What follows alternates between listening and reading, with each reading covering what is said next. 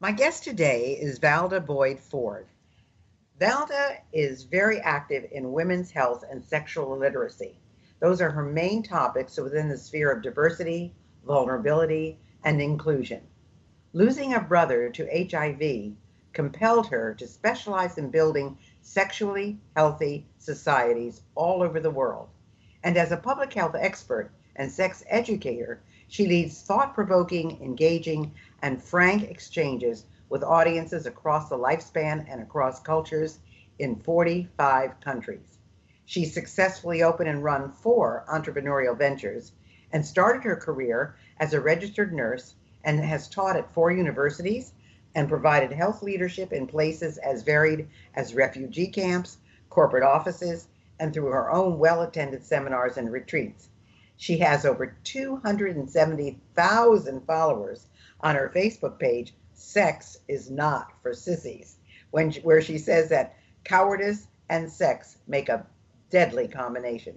She believes great sex and safe sex can come together. Wow, welcome, Velda. How are you? I am fabulous, and I hope you are. I am too. Wow. Well, I can tell you why you've got 270,000 followers. What a great title. Sex is not for sissies. I am sure that attracts a lot of people. And of course, what you're doing is you're trying to educate people in safe sex and that it can be both great and safe at the same time. So, what a service you're providing. But what a diversity. I mean, uh, refugee camps and corporate offices. You couldn't get more separate than that. Tell me about that. How did that come about?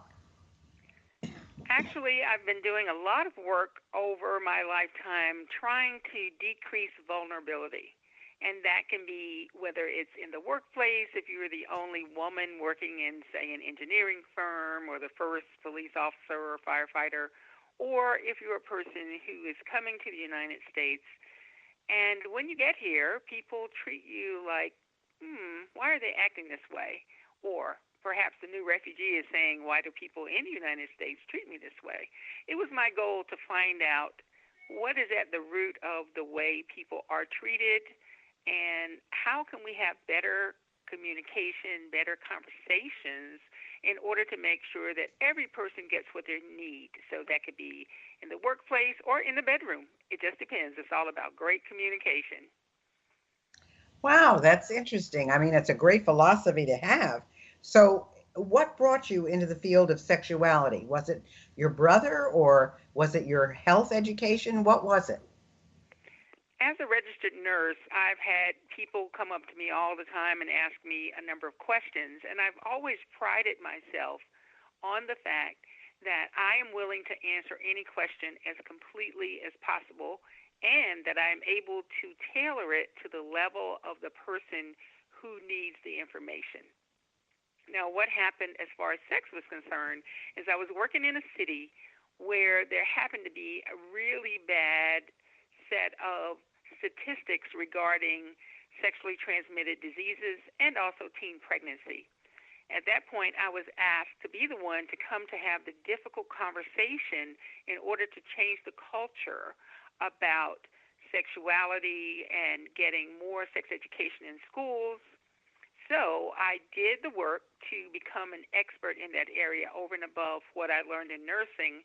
But what I found when I was trying to teach teenagers about sex is that there was a gap there. The most important thing to me is that if a parent can teach you, that is much more important and much more lasting than if some stranger teaches you. So over time, many adults started to ask me about sex. And I remember one particular woman who was really kind of whining as I said, this is what you need to know, this is what you need to do to protect yourself. She told me she was 74 and that her husband of 50 years had died and she was kind of back out there in the mix. And the more I told her, the more she whined. And I said, look, sex is not for sissies. If you're going to be out there, you have to put on your big girl panties and just learn how to protect yourself. And the title stuck.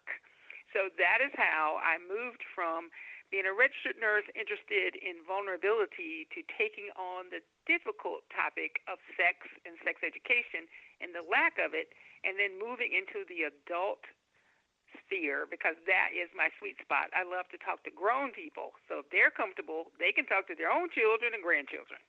Well, it's interesting, Valda, because I'm not going to name the place, but there is an adult community here in Florida that is well known for having the highest rate of sexually transmitted diseases. And it's kind of a joke at the same time to people because, everybody is over 55 and there's a lot of elderly people, as you say, in their 70s. And yet sex is going on. So is there a beginning and ending age for sex? Is it across the lifespan? Do you find a lot of seniors who have these questions for you? Sex is absolutely something that's with us from the beginning to the end. It is about, we are designed to create new people who are small copies of ourselves. And from birth to death, we are either capable of doing it or capable of being in the nurturing role surrounding that function. I believe that sex is for everyone, and I hope it starts at the age of maturity, at least an age of responsibility, when people know that if I have this child or make this child, I'll be responsible. Or if I have sex, I have to protect myself. As far as age goes, yes, and I do know about that community, but it is not it is not singular in what is going on. As a matter of fact, 6% of all new HIV cases occur in people who are 60 and above. And you're talking about chlamydia. That's the number one health issue regarding reproductive life in people who are over 50. Chlamydia is the problem, mainly because there very frequently are no symptoms, and you can't look at someone and tell that they have it. So what happens when you get older? There are fewer people who are there. There are especially fewer men. So there are more men who have kind of changed their attitude about being a singular partner, and they may, if I may use the word, service more than one woman. Unfortunately, no one is getting any testing. So if they're not getting any testing or using condoms, which many people who are seniors don't really get the concept because they don't expect that they need to know, then this is why you have all this chlamydia. But I just say that at 60 and above, I do not want to be a person who is now worrying about taking antiretroviral drugs for HIV. I only want to worry about where I'm going on vacation. Well, that's so true, Val. I think that's one of the reasons is that people just don't believe at that age it's going to happen to them. And I think that that's an education in itself. So I'm just wondering what questions are asked most by men and what questions are asked most by women. Well, that's very interesting. The basic question that's asked by everyone has to do with satisfaction. They're either worrying about getting it or not getting it, or the inability to give it. For instance, men, especially of a certain age, are more worried about having erectile dysfunction or the inability to have an erection at all. So erectile dysfunction is anything from the inability to have it, the inability to maintain it, or the inability to ejaculate when you want to. So many men are worried about that. Women, most of the time, the questions I get from women are related to satisfaction. The fact that they have never had complete satisfaction in sex, or they've been lying for so long about the fact that they do enjoy it that now they don't know how to get out of that. How can I possibly tell my husband of 25 years that he is the worst, laziest, lousiest, most dysfunctional and uncaring lover ever on the planet? That's a problem. Yeah, that's hard after 25 years. Yes, it's a big problem. So my main questions for men, depending on the age, but there are kind of three questions for men all the time. One is, how can I last longer? The second one is, how can I ejaculate when I want to as compared to when my body says so, because fully a third of men have problems with premature ejaculation. And then you have the other end of people who have delayed ejaculation, and so an hour later, they're still not there, and everybody is tired of that. So, I, I can imagine. yes, women very frequently are worried about a number of things concerning pregnancy, but women in our age group, in my age group, are not worried about that anymore. But unfortunately, they still don't know how to protect themselves emotionally and physically from the dangers of a bad sexual relationship. Yeah, I think probably emotionally is very important. I would think that would have a major effect on a woman. Well, what about women who are looking for romance and they feel they don't have it any longer? Right. Well, I believe in Sex is Not for Sissies. I have this whole approach to sex and lovemaking, and I call it my CARES model. And that is C, you have to have conscious decision making. You decide who, what, when, where, and under what circumstances. Now, the important thing about that is that we, as we get older, have been convinced that we don't have enough sexiness, enough charisma, enough of whatever it takes to be able to still make our own decisions about what we want and when we want it. We've been told that because our breasts aren't high enough, our waists aren't thin enough, or perhaps we're coloring our hair or using dentures, whatever the case may be, that suddenly we don't have any sexual rights, that we should just be glad to get it whenever we can get it. And I say poo, poo, poo on that.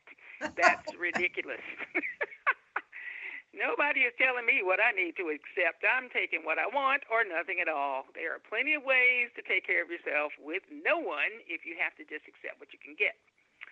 Then we get into the whole issue of attitude.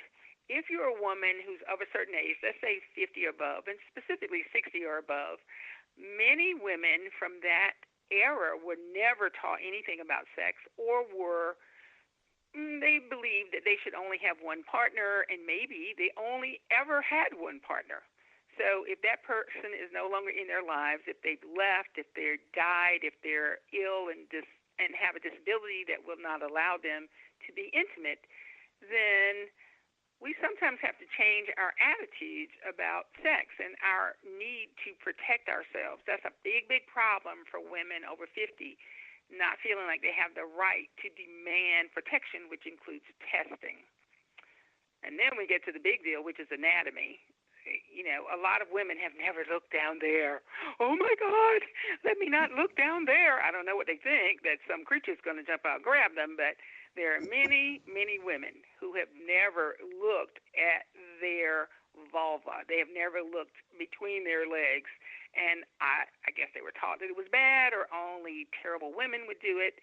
But they don't even know what's happening down there. And sometimes when you're older, you may have problems like a prolapsed bladder or vagina or any number of things that may be creating problems for you.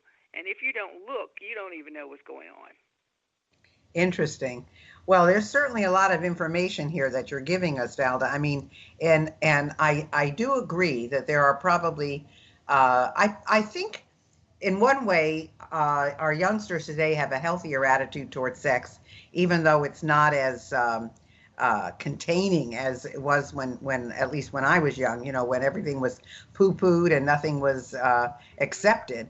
But on the other hand, a lot of the people who are first finding sexual freedom after 50, either because they're widowed or because they're divorced or whatever the circumstances are, there's a lot of learning to go on. So who is the typical person who participates in your seminars?